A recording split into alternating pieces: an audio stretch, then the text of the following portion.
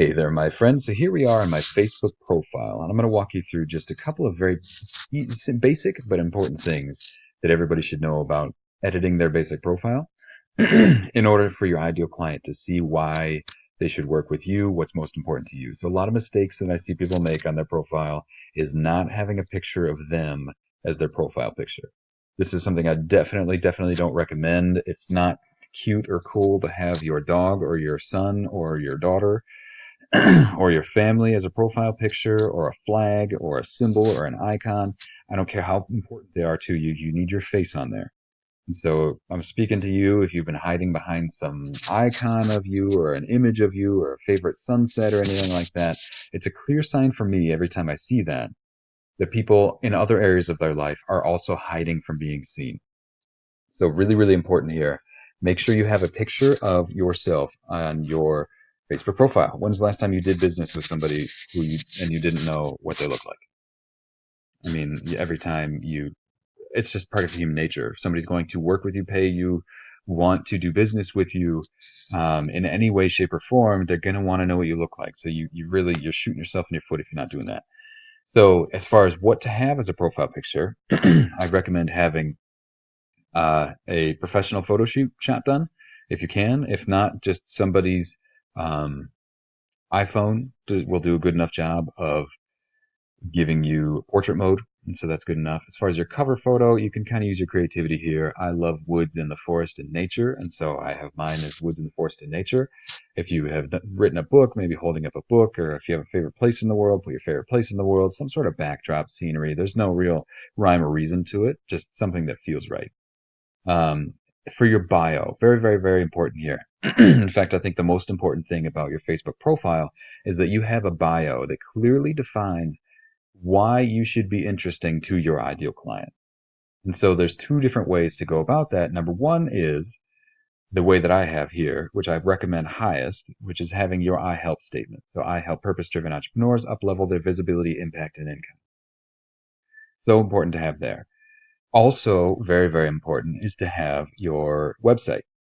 So linking to the funnel that we talked about creating earlier, linking to that funnel, you're going to have your website right there. So people are like, well, I'm a purpose-driven entrepreneur. I'd love to uplevel my visibility, impact, and income. I'm interested.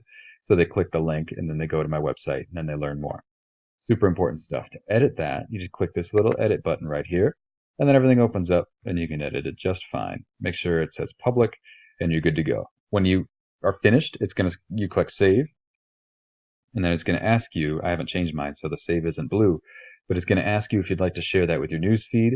You can or not. It's your call. I don't, because sometimes it changes. I don't want to blow up my news feed with people seeing all sorts of different things that I'm doing all the time, just because I'm always tweaking that. So you're going to want to have here, in this section here, not a huge list of all sorts of ridiculous different items. Sometimes I see people that literally have 8 or more different items for what they do. You just want to click very simply what you do. So Authentic Branding Coach at Joe McVean. And Joe McVean is my page. If you click this, it goes to my Facebook page. Or if anybody hovers over it, it goes to my Facebook page. And so if I wasn't from within my profile right now, people can click to like my page. And so definitely edit this. I'll go back in and show you. Edit this by clicking under work, go into your work settings, and you're going to just have the only one here with your fan page, Facebook fan page, which if you watched my free training on my website, you'll know how to create a fan page that has all of your friends as likes on it. And you're going to have your I help statement there, and this is going to be visible. So you're going to want your title to be your title and the company to be your Facebook page, so that when people select to click on that, they'll go straight to your fan page. They can become a like. They just really go into your ecosystem, because again, people are going to do a lot of research on you before they decide to work with you. Excuse me. All right, I think that was the last one. So going back out, contact and basic info here. This is where we're going to have your links. This is super important. So further down on your profile, you're going to see the links for what you can click on. For me, it's Instagram and my website. These are the most important two to have. because Instagram is the most rapidly growing social media platform in the world right now.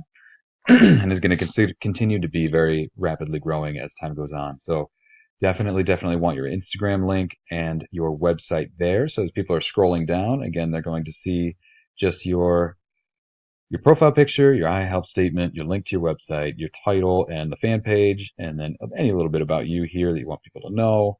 And then they'll obviously see your top posts and things, your featured images. These are optional. You can have those on there to sort of give people a feel of why you do what you do and what you do.